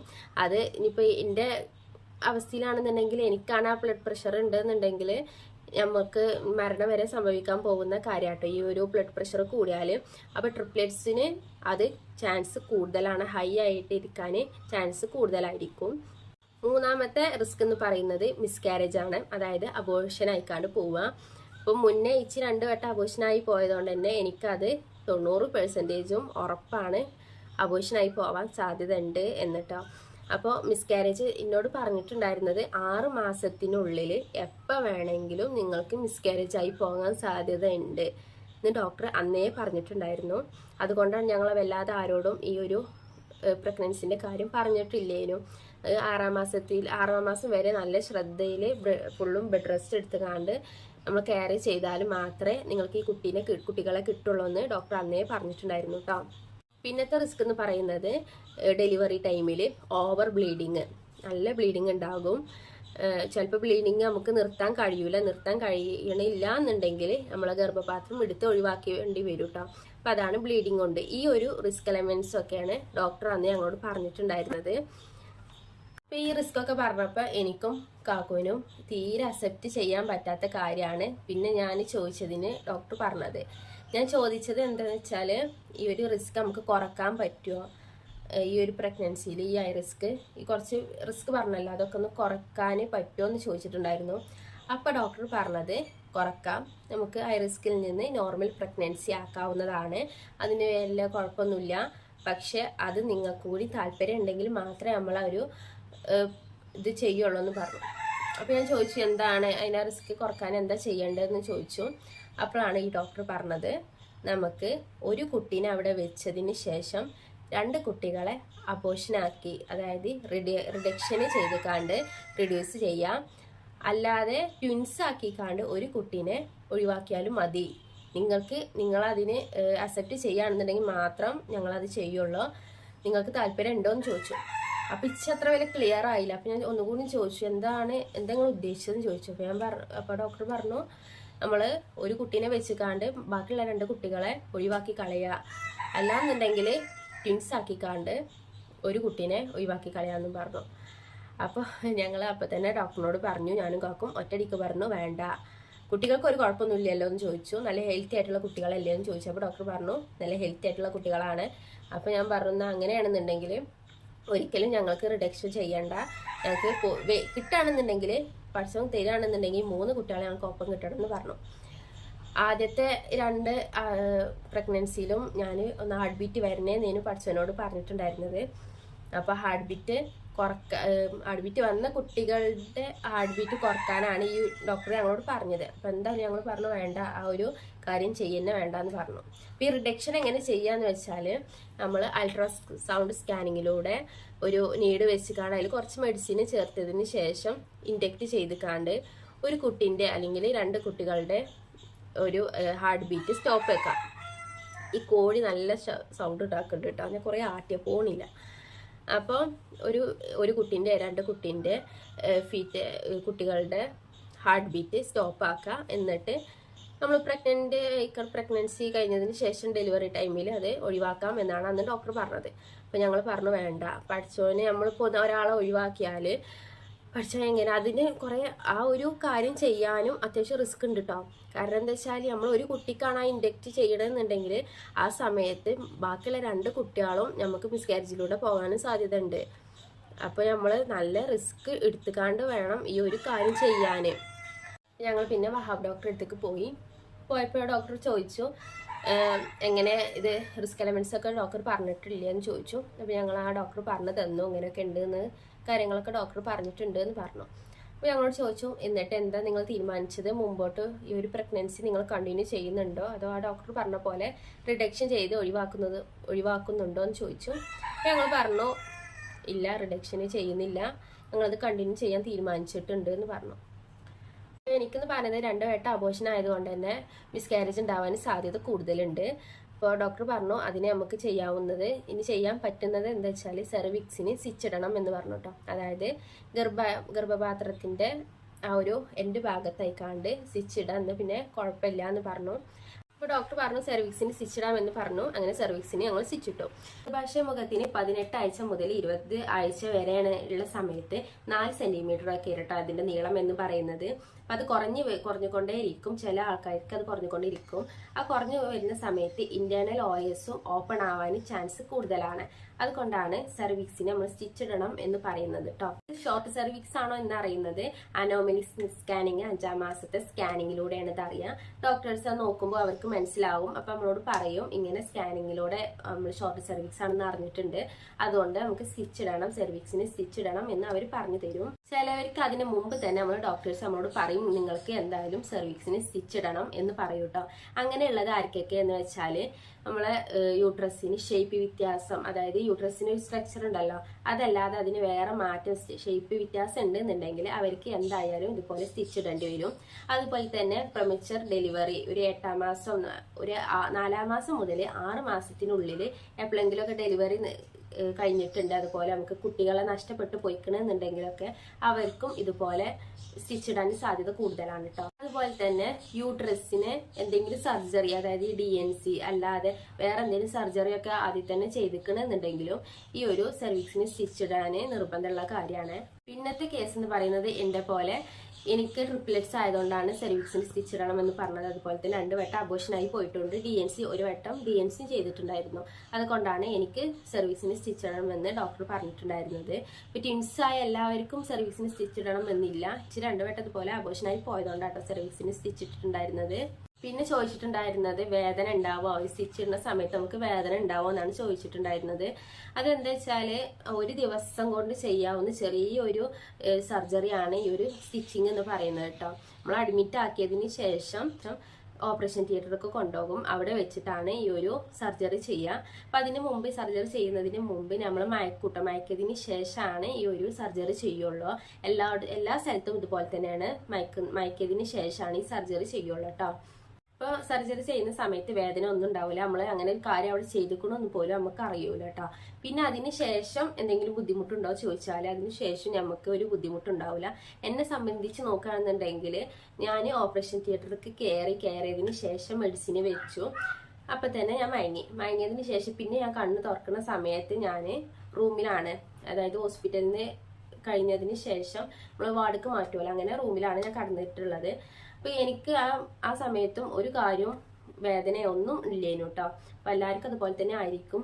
ഞാൻ ഇതേപോലെ സർവീസിന് സ്റ്റിച്ച് ഇടണം എന്ന് പറഞ്ഞ സമയത്ത് ഇതുപോലെ ഞാൻ കുറെ യൂട്യൂബിലൊക്കെ സെർച്ച് ചെയ്ത് നോക്കിയിട്ടുണ്ടായിരുന്നു. അപ്പൊ അതിൽ ഒരാളായിട്ട് പറഞ്ഞിട്ടുണ്ടായിരുന്നു ചില ബുദ്ധിമുട്ട് നമുക്ക് ഉണ്ടാവും എന്ന് കേട്ടോ. അതിനെ പറ്റി കൂടുതൽ ഡീറ്റെയിൽസ് അറിയില്ല. എന്തായാലും എന്നെ സംബന്ധിച്ച് നോക്കുകയാണെന്നുണ്ടെങ്കിൽ എനിക്ക് വേദന ഒന്നും ഇല്ലേനു. ഞാൻ എൻ്റെ അമ്മാനോട് ചോദിച്ചിട്ടുണ്ടായിരുന്നു, അമ്മ സർജറി കഴിഞ്ഞിക്കണോ, ആ സർവീസിന് സ്റ്റിച്ച് ഉണ്ടായിക്കണോ, അത് ഇനി വെറുതെ ഒരു പറഞ്ഞതാണെന്ന് വരെ സംശയിച്ചിട്ടുണ്ടായിരുന്നു കേട്ടോ. കാരണം അതിനായിട്ടുള്ള ഒരു ബുദ്ധിമുട്ടോ ഒന്നും വെച്ചില്ലേനു. പിന്നെ നമ്മൾ ശ്രദ്ധിക്കേണ്ട കാര്യങ്ങൾ, സർവീസിന് സ്റ്റിച്ച് ഇട്ടവരാണ് എന്നുണ്ടെങ്കിൽ നമ്മൾ ശ്രദ്ധിക്കേണ്ട കുറച്ച് കാര്യങ്ങളുണ്ട്. അത് ചിലവരോട് പറയും ഫുൾ ബെഡ് റെസ്റ്റ് ചെയ്യാൻ പറയും, ചിലവരോട് പറയും അത്ര വലിയ ബെഡ് റെസ്റ്റ് ഒന്നും ചെയ്യേണ്ട ആവശ്യമില്ല എന്നും പറയും കേട്ടോ.